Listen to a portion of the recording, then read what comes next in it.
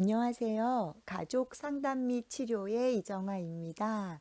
네, 이제 9주차 수업이죠. 여러분들 중간고사 대체 과제물 제출하시느라고 너무너무 수고가 많으셨어요. 이제 9주차에서는 정신분석적 대상관계 가족 치료 이론에 대해서 같이 공부를 하려고 합니다.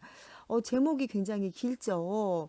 우리가 인행사에서 혹은 정신건강론에서 공부를 했던 정신분석 이론과 어찌 보면은 조금 더 이제 유사한 개념이라고 할 수 있어요. 그리고 유아기 때 혹은 영아기 때 혹은 아동기 때에 부모와의 관계에서 이제 얻어지는 그런 어떤 기억들이 우리가 성인이 되었을 때의 가족에 어떠한 영향을 미치는지에 대해서 이 시간에 함께 공부를 하려고 합니다. 네, 먼저 이 시간에는 말씀드린 대로 정신분석적 대상관계 가족치료 이론이에요. 다시 말씀드리면 가족 치료에 대한 부분을 정신분석적 관계에서 그 대상과의 관계에서 보겠다는 거죠. 그러면 이제 어떤 내용인지 함께 시작을 해보도록 하겠습니다. 먼저 대상관계 이론이라는 것은 관계와 애착을 인간 관심의 중심 이슈로 강조를 하는 이론이에요. 여러분들 보통 연예인 누구한테 관심이 있으신가요? 일반적으로 내가 좋아하고 네, 저 사람 멋있다라고 호감을 느끼는 대상에게 관심이 있죠. 친구도 마찬가지예요. 우리가 나와 관계를 맺는 모든 사람에게 다 관심이 있는 건 아니거든요. 여러분들 때로는 부모님의 지나친 관심이 힘드실 때가 있죠. 그만큼 여러분들은 부모님에게 있어서 되게 중요한 존재이기 때문에 그러거든요.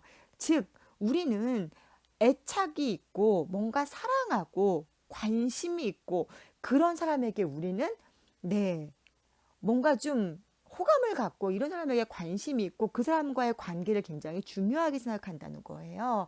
그냥 지나가는 사람하고는 내가 사이가 좋든 안 좋든 별로 신경 안 써요. 그렇지만 내가 좋아하는 사람이 나를 좋아하지 않는다던가 내가 좋아하는 사람과의 사이에서 오해가 벌어지게 되면은 다툼을 겪게 되는 거죠.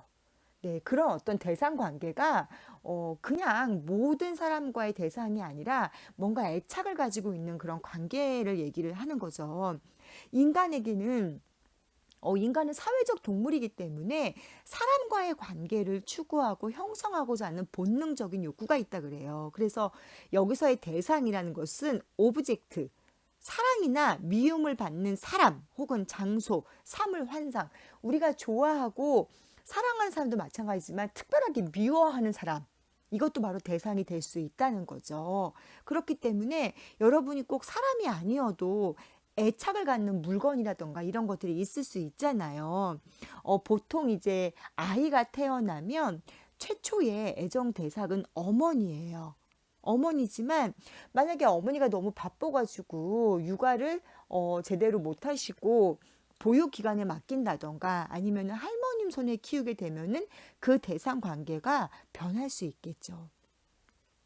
뭐 어떻게 보면은 어머니를 그래 사랑하지만 또 어머니가 내 욕구를 잘 해결해 주지 않으면 그 애착 관계가 다르게 형성이 될 수도 있다는 거죠. 그래서 이 대상에는 내적 대상과 외적 대상으로 나누었어요. 내적 대상은 정신적 표상, 뭐 이미지나 개념, 환상, 감정 이런 걸 이야기를 한 거고요. 외적 대상은 정신적 에너지가 투여된 실제 사람이나 사물이라고 이야기를 합니다. 근데 굉장히 어려운 개념이죠. 그래서 결국은 대상 관계란 어린 시절 부모 자녀 간의 상호작용을 기초로 형성되는 자기와 타인에 대한 내면적인 이미지들로 타인과 관계를 맺는 양상을 결정한다라고 이야기를 합니다. 무슨 얘기냐면 어쨌든 간에 어린 시절에 첫 애착 대상인 주 양육자 혹은 어머니 혹은 부모와의 그 관계가 잘 형성되지 않으면 성인이 되어서도 인간관계에 영향을 미칠 수 있다는 거죠. 근데 여러분들 가만히 뉴스를 보시면요.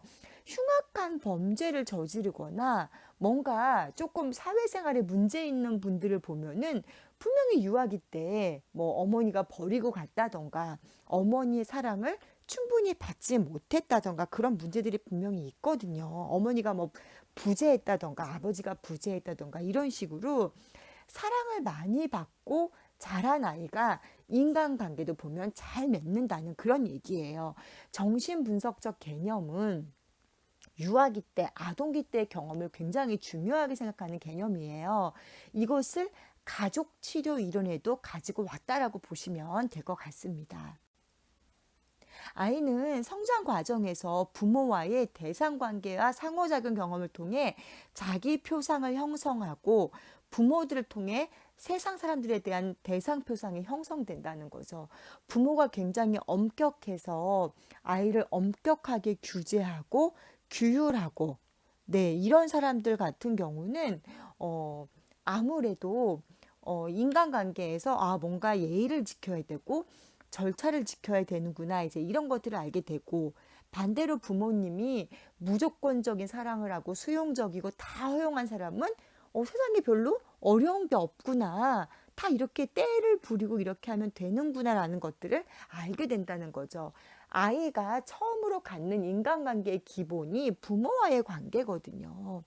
그래서 부모가 아이의 요구사항을 얼만큼 들어주고 아이의 욕구를 얼만큼 해결해 주는가에 따라서 자기 표상이 형성된다는 거예요. 자기 표상이랑은 자기 자신에 대한 이미지예요. 남이 나를 보는 게 아니라 내가 나를 보는 이미지죠. 이걸 좀 쉽게 설명한다면 부모님께서 아이에게 자존감을 세워주고 칭찬해주고 잘할 수 있어, 잘했어, 할 수 있어 이렇게 해주는 부모와 네가 그렇지 뭐, 너 같은 놈이 뭘 하겠니?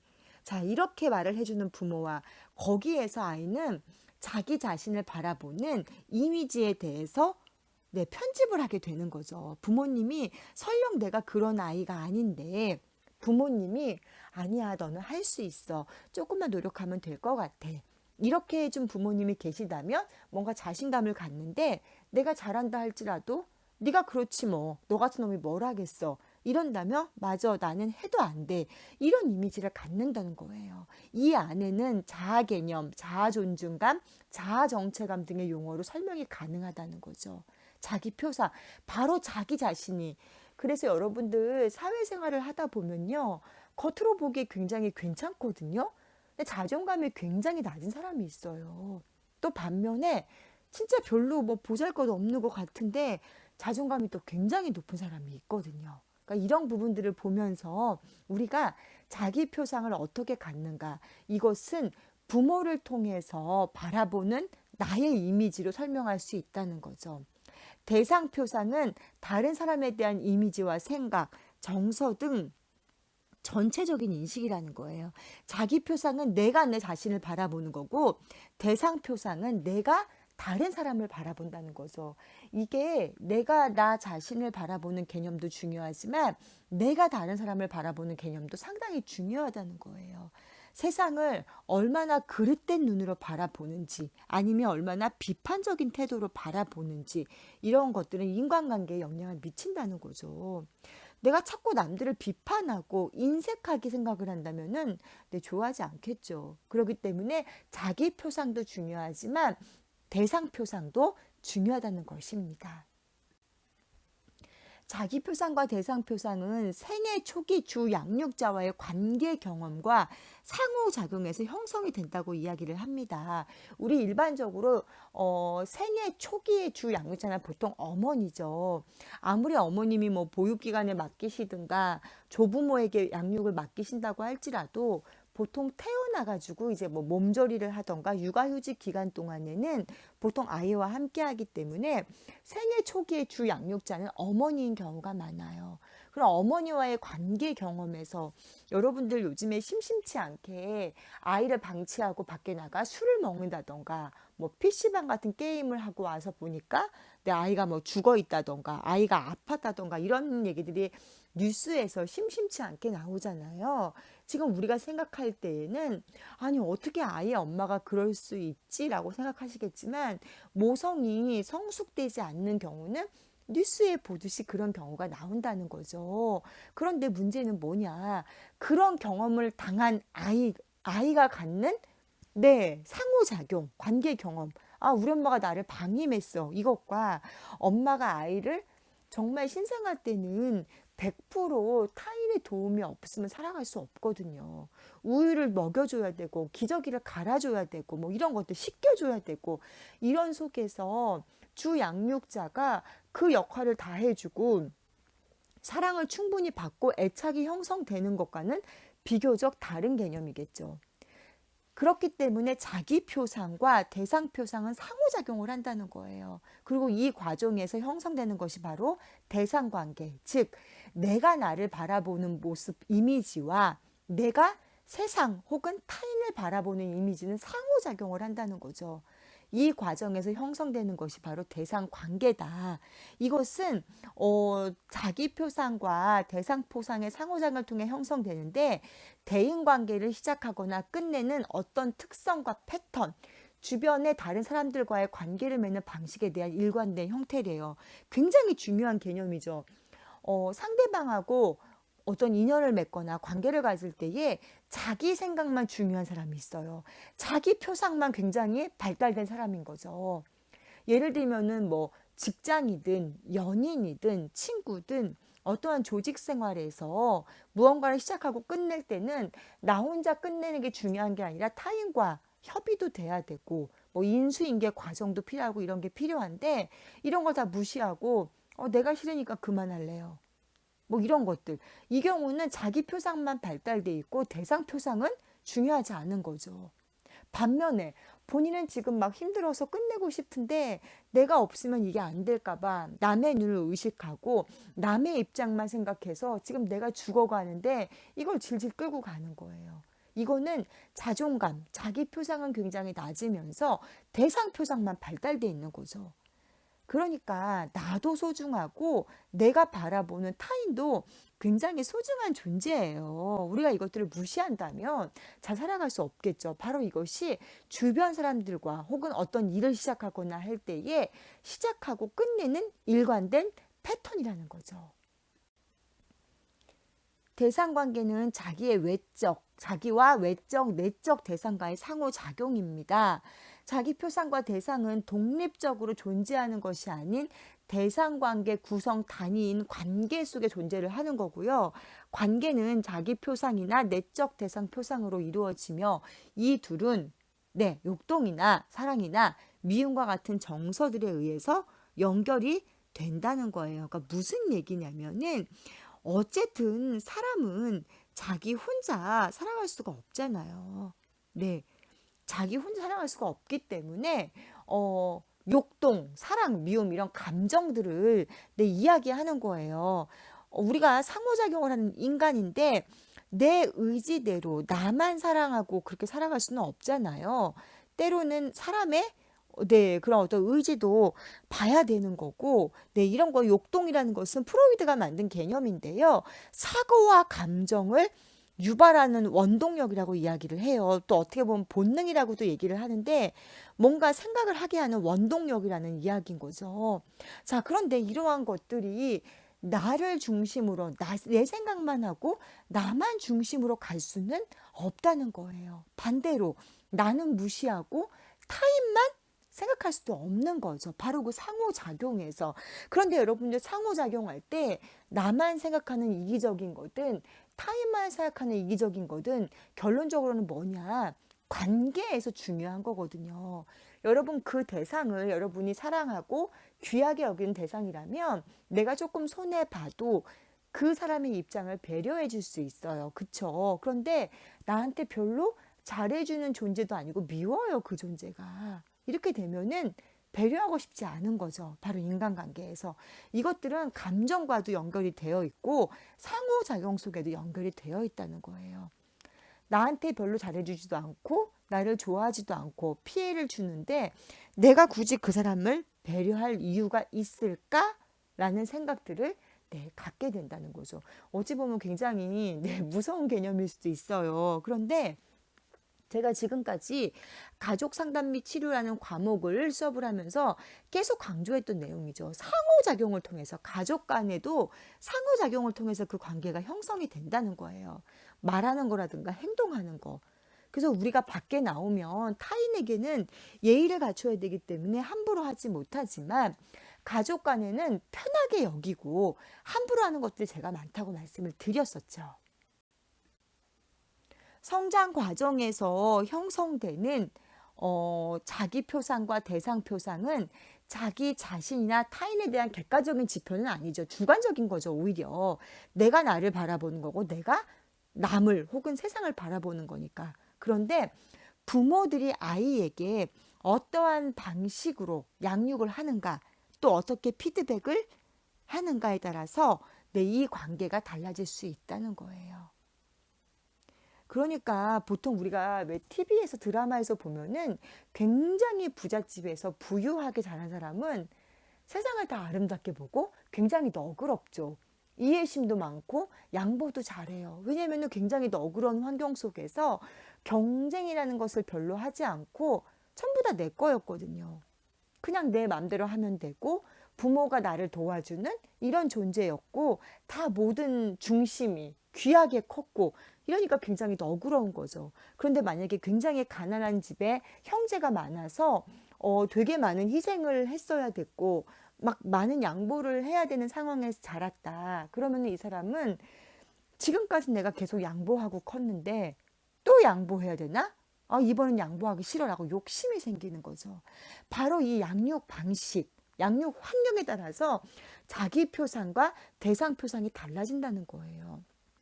너그러운 환경에서 부모가 높은 지위를 가지고 있어서 부모의 어떤 지인들이 다 그런 수준을 가지고 너그러운 마음을 가지고 사람을 대하는 것을 보고 컸다면 또한 그들도 나에게 너그럽게 대했다면 세상은 아름다운 거예요. 이 사람에게. 그런데 우리 부모는 굉장히 가난해서 먹고 사는 전쟁을 해야 됐고 주변에서 인정받지 못해서 부모님도 삶이 되게 힘들어서 나에게 화를 많이 내고 짜증을 내고 이렇게 되게 각박하게 살았다.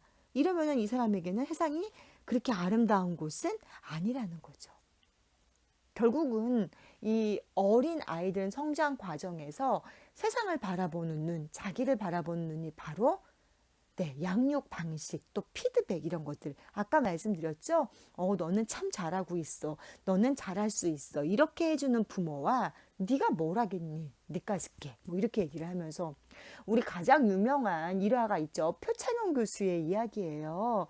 표창원 교수는 굉장히 산만하고 공부를 못했대요. 그런데 학교를 갔다 와서 선생님이 아드님은 굉장히 산만하고 뭐 이렇게 하고 거의 등수도 안 나오고 이렇게 얘기를 했는데 어머니가 너는 조금만 공부하면 좋은 학교를 갈 수 있다고 하더구나 이렇게 말을 했다고 그러죠. 바로 부모가 어떻게 피드백을 주는가에 따라서 자기 표상과 대상 표상이 달라진다는 거죠. 자기 표상과 대상 표상 이것이 바로 내면화, 이미지와 대인관계에 영향을 미칠 수 있다는 거예요. 세상을 바라보는 눈빛이 고착되는 거기 때문이죠. 네, 그래서 계속적으로 지금 주요 개념이 대상과 자기 표상, 대상 표상, 또 대상 관계가 나오죠. 생애 초기에 주요 타자들과의 관계 경험. 생애 초기 태어나가지고 제일 처음에 만나는 주요 타자, 남이 누구겠어요? 바로 엄마, 아빠, 그 이외의 가족들, 형제들이겠죠. 바로 이게 대인관계의 기본 틀이 된다는 거예요. 자, 그런데 어릴 때 형성된 자기 표상과 대상 표상이 성인이 되어도 현재의 관계에서 반복되는 재현의 특성을 갖는다는 거죠. 그래서 정신분석적 대상관계 가족치료 이론은 유아기 때, 어릴 때 혹은 성장 과정에서 처음 만나게 되는 부모와 형제 등 가족 간의 관계, 또 그런 양육 환경들이 얼마나 중요한지 성인이 되어서도 영향을 미친다는 거예요. 이제 이런 경우이죠. 지금은 별로 안 그런데 과거에는 하도 우리나라가 아들 하는 나라였잖아요. 그래서 왜 딸이 되게 많은 집에서 이제 막내가 아들이었다. 그 딸들은 막 구박을 받고 컸다. 이제 이런 사람들은 성인이 되어서도 위축돼 있는 거예요. 우리 엄마가 딸을 낳았기 때문에 구박받은 모습을 보고 커서 나는 아들을 낳고 싶고 뭐 이런 개념들이 있는 거죠. 이게 바로 성인이 되어서도 누가 나를 뭐 공격하거나 이러면 내가 딸이어서 그런가? 이게 남는다는 거예요. 두 번째로는 환상을 통한 대상 관계입니다. 네. 인간은 대상을 추구하는 존재로 대상 추구를 위해 환상을 가지고 태어나는데요. 인간은 환상에 의해서 외부의 실체를 왜곡하거나 걸러지는 등 실체를 다르게 받아들인다. 갈등과 불안은 환경과 관계를 맺으려는 네, 과정에서 환상에 의해서 발생을 한다는 거예요. 자, 무슨 얘기냐면은 이제 기본적으로 욕동이런 아까 얘기했죠. 어떤 본능이라든가 이런 거에 어떤 욕구에서 하는데 유아의 정신 안에서 무의식적인 환상의 형태로 존재하는 거예요. 바로 프로이드는 이들을 강조했죠. 본능 이들을 강조했어요. 그런데 인간이 태어날 때부터 사랑과 미움의 환상을 가지고 태어나서 외부에 있는 그 실체를 있는 그대로 받아들이지 못한다는 거예요. 여러분들이 좋아하는 연예인, 그 연예인도 화장실 가거든요. 코도 파거든요. 근데 우리 그냥 화면에서 보여지는 모습만 보면은 이슬만 먹을 것 같고 화장실도 안 갈 것 같잖아요. 이런 환상을 가지고 왜곡한다는 거예요. 그래서 보통 왜 남녀가 결혼을 하면은 그런 환상이 깨진다 그러죠. 처음에는 정말 이 여자는 혹은 이 남자는 화장실도 안 갈 것 같고 코도 골지 않을 것 같고 방구도 안 꿀 것 같고 그렇게 하는데 결혼해서 같이 살다 보면은 그런 모습을 보면서 뭐 우리 흔히 뭐 콩깍지가 씌었다 이런 말을 하는데 기본적으로 인간은 외부의 실체를 그대로 네, 받아들이지 않고 자기가 환상을 가지고 있다는 거죠. 그런데 이게 갈등과 불안, 우리가 왜 때로는 사실을 알고도 믿고 싶지 않을 때가 있잖아요. 아니야, 이유가 있었을 거야. 그럼 우리 이럴 때가 있잖아요. 갈등과 불안은 환경과 관계를 맺으려는 과정에서 생긴다는 거죠. 또 중요한 세 번째 개념은 이 정도면 충분한 엄마 노릇을 통한 대상 관계예요. 어, 어머니의 돌봄의 질이 유아의 발달에 가장 큰 영향을 준다고 말씀드렸죠. 양육 환경이라던가 생애 초기에 만나게 되는 그 대상을 향한 애착 관계 이런 것들이 영향을 미치는데 이 정도면 충분한 엄마 노릇 이것을 누가 보냐는 거죠. 돌봄의 질이 안정되고 훌륭할수록 아이는 신뢰감과 안정감을 경험하게 되고 또 자신이 이제 어머니와 다른 존재인 거 분리개별화. 네, 분리개별화가 혹은 분화가 잘 돼야지만 이 아이가 성인이 되어서 원가족에서 분리가 되어서 네, 또 하나의 가정을 이루고 잘 할 수 있다고 말씀을 드렸죠. 그런데 이게 어떤 돌봄의 질이 좋지 못하면 네, 그렇게 잘 되지 않는다고요. 근데 바로 이 정도면 충분한 엄마 노릇이 있어야 되는데 엄마도 사람이잖아요. 엄마도 자기가 몸이 불편하거나 뭐 힘들거나 그러면 충분히 일관되지 못한 엄마 노릇을 할 수 있고요. 여기서의 엄마는 반드시 엄마를 얘기하는 게 아니에요. 주 양육자를 얘기하는 거죠.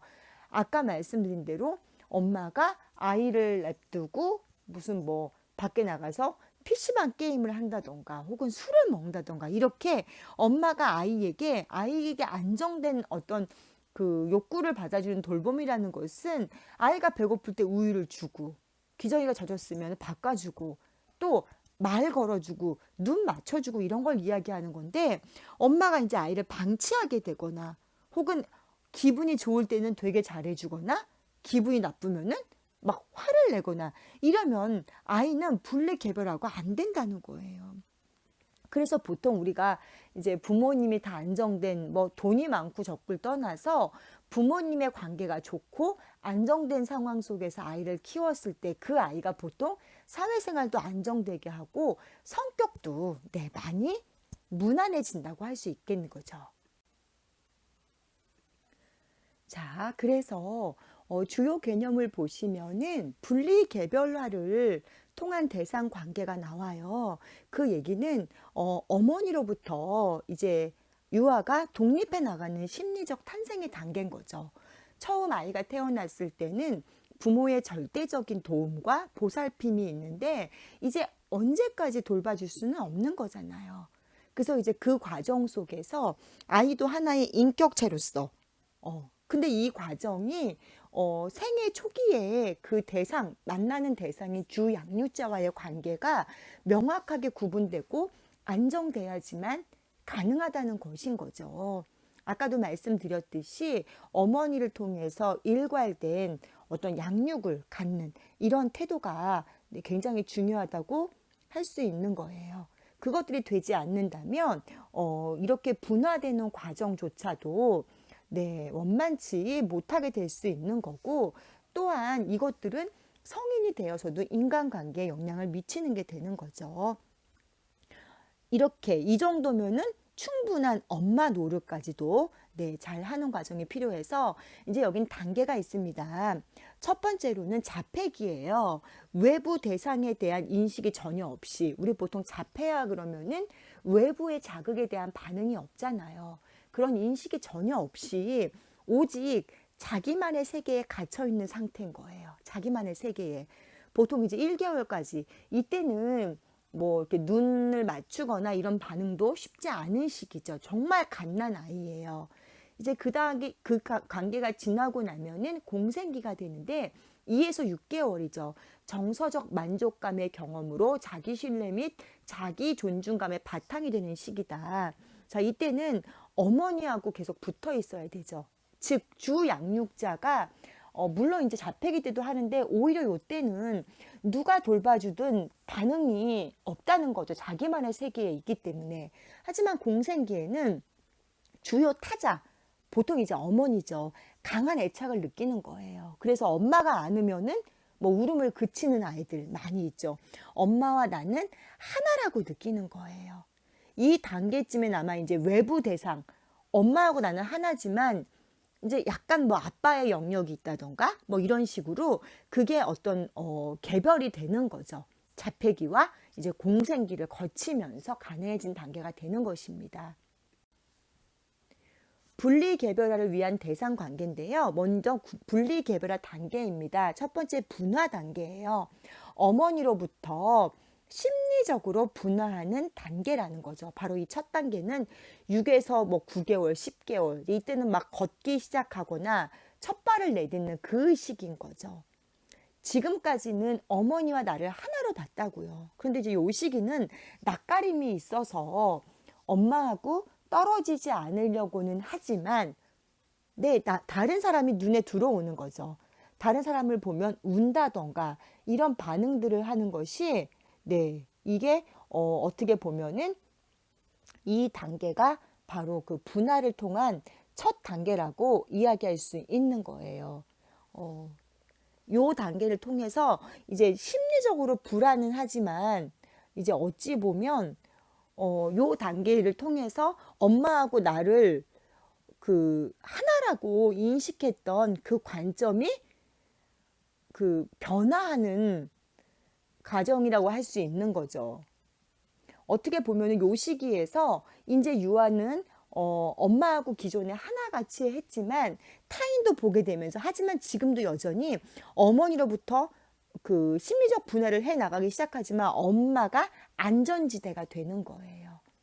어머니를 통해서 안정지대로 갈 수 있는 거죠. 두 번째는 연습 단계예요. 이제 도를 전후를 한 시기죠. 요 단계에는 이제 어머니와 늘 안겨 있던 아이가 떨어지면서 걸으면서 행동 반경이 넓어지는 거죠. 아무래도 아이가 기거나 이럴 때보다는 아무래도 걸을 수 있게 되면은 혼자 갈 수 있는 범위가 넓어지잖아요. 활동 영역이. 물론 이때 이제 아이들이 많이 넘어지고 뭐 다치고 이렇긴 하는데 이때부터 이제 자율적인 능력을 갖고 또 이제 자기 존재에 대한 어떤 뭐 전능감, 내가 걸을 수 있네? 자기 애가 이제 생기는 거죠. 하지만 이때도 어디를 가면서도 어머니가 주변에 있는지 없는지를 보는 거예요. 나 혼자 두고 엄마가 어디를 간 것은 아닌가 이런 걸 본다는 거죠. 어머니가 보지 않으면은 걸어갖고 나가다가 다시 와서 또 살피고 이런 거를 하는 거죠. 역시 이때도 엄마가 안전 기지예요. 안전한 곳. 항상 엄마는 그 자리에 있다. 나를 지켜보고 있다. 이게 있는 거죠. 세 번째는 화해 혹은 재접근 단계입니다. 요때는 이제 17에서 24개월인데요. 상처받기 쉬운 상태가 되며 좌절과 위기 이런 걸 경험을 하죠. 이제 요때가 되면은 이제 어머니들이 주 양육자가 뭐 육아휴직이 끝나고 복직을 한다던가 혹은 뭐 이제 동생이 태어나게 된다던가 아니면은 이제는 뭐 아이를 할머니에게 맡겨놓고서 밖에 일을 보러 간다던가 이렇게 엄마가 항상 내 옆에 있고 내 욕구만을 전적으로 만족시켜주는 존재가 아니라는 것을 이때는 알게 된다는 거죠. 지금까지 살아오면서 엄마가 항상 내 주변에서 나와 같이 내 눈의 시야가 닿는 그곳에 계셨는데 이제 이때가 되면은 엄마가 뭐 밖에 나갔다가 이렇게 뭐 혼자 이제 뭐 다른 사람한테 맡겨놓고 오게 된다거나 이런 것들이 이제 알게 되는 어머니와 떨어져 있는 시간이 이제 있게 되는 거예요.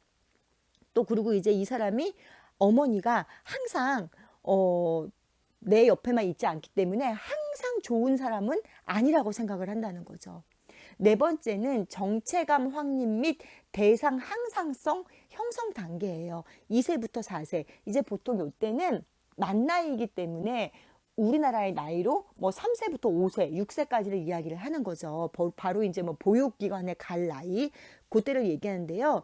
이제 2단계가 되면은 유아는 언어 능력이 확실하게 발달을 하면서 이제 별의별 말을 다 하죠. 그리고 보통 왜 아이들이 나쁜 말을 더 먼저 배우거든요. 그 말들을 배우면서 복잡한 양상을 띠는데 요때 이제 어머니가 좋고 나쁨을 표현하기 시작을 하는 거예요. 뭐 엄마 미워 이런 말들을 한다는 거죠. 또 어머니라는 존재는 나를 항상 보듬어 주지만 내가 잘못하면 뭐 매를 들 수도 있다. 야단을 칠 수도 있다. 이것들을 이제 인식을 하는 단계예요. 그러면서 이제 어머니에 대한 대상. 역시나 이때도 엄마가 없으면 불안해하지만 그래도 엄마가 없어도 그 내면을 엄마가 오실 거야라는 내면을 유지할 수 있는 거죠. 이러한 단계를 거치면서 분리 개별화가 되는 거예요. 처음부터 유아가 혼자 떼어놓고 이렇게 살 수 있는 그런 거는 아니라는 거죠. 이 과정에서 내면화의 과정을 거칩니다. 네, 첫 번째는 함입이에요. 외부 대상과의 관계 경험이나 특성을 그대로 받아들이는 거죠. 어떻게 보면은 경계가 분명하지 않을 때 그냥 외부에서 예를 들면 엄마가 우유를 주면은 유아가 안 먹겠다고 거부하지 않고 그냥 먹잖아요. 갓난 아기 때는 주는 대로 그냥 먹잖아요. 기저귀를 갈아주면 갈아주는 대로 또 안 갈아주면은 안 갈아주는 대로 그냥 외부 대상과의 관계 경험을 그냥 그대로 받아들이는 거. 내사는 함익과는 다르게 자기 자신과 외부 대상과의 경계가 어느 정도 있는 거예요. 어머니하고 내가 같은 내 옆에 항상 있지만 어머니하고 내가 반드시 100% 일치하는 존재는 아니야 라는 것을 알게 되는 그런 관계라는 거죠. 동일시는 함입이나 내사보다는 좀 더 세련된 내면화 기제인데요. 이거는 어머니하고 나하고 똑같아. 그게 아니라 외부 대상의 특성이나 관계 경험 중 선택적으로 자기 것으로 내면하고 받아들이는 거, 닮으려고 하는 거죠. 예를 들면 아빠는 되게 힘이 세고 아빠는 되게 나쁜 놈이야도 무찔릴 수 있어. 나도 아빠같이 되고 싶어 하는 그런 단계라고 이야기할 수 있습니다. 이제 이러한 단계를 거치게 되면 성격 발달의 단계가 나오게 되죠. 첫 번째가 미분화의 단계입니다. 이때는 이제 본능적인 욕구에 따라서 쾌와 불쾌, 좋은 것과 좋지 않은 것을 구분할 수 없는 단계예요. 본능에 의한 거. 자, 그 다음은 2단계는 1차 분화의 단계입니다. 좋고 나쁜 것은 구분하지만 자신 속에서만 구분을 하는 거예요. 기저귀를 뽀송뽀송하게 갈아주면 기분이 좋고 우유를 먹으면 배가 부르고 기분이 좋고 하지만 그걸 어떻게 유아가 할 수는 없는 거잖아요. 3단계는 2차 분화의 단계입니다. 타인과 자신을 분화할 수 있는 단계. 남과 나, 또 좋은 거가 나쁜 거.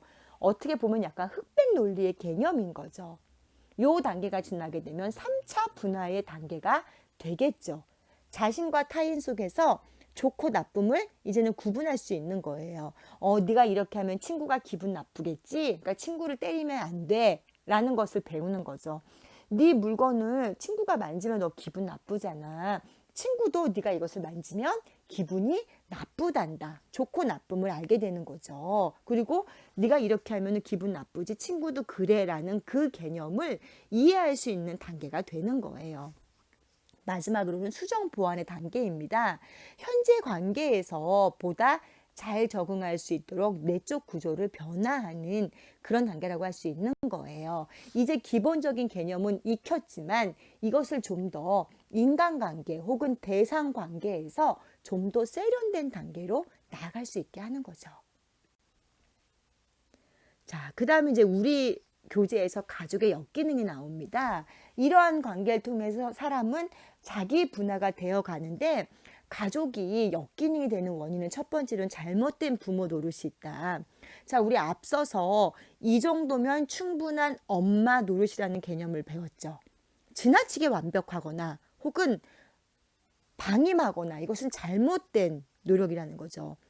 엄마의 역할, 이 정도면 충분한 엄마, 이건 반드시 엄마가 하라는 건 아니고요. 주 양육자를 얘기하는 거예요. 엄마의 노릇이 되지 않았을 때 아이는 분리개별화가 어려운 거죠. 또 그 발달 단계에 맞게 이룩했어야 될 과업을 이룩하지 못한다는 거예요. 그러면서 이거는 여기서 말한 잘못된 부모의 노릇은 지나치게 완벽하거나 혹은 부모의 노릇을 거부하는 경우죠. 뭐 거부라는 것은 아이를 제대로 돌보지 않는 거, 방임하거나 이런 것들. 완벽한 것은 아이가 좌절이나 부족함, 결핍이 없도록 모든 걸 다 들어주는 부모를 얘기하는 거예요. 두 번째는 가짜 자기 형성입니다. 분리개별화를 달성하지 못해서 분열된 이 가짜 잘못된 부모 노릇으로 인해서 형성된 자기 자신이 바로 가짜 자기 자신의 형성인 거예요.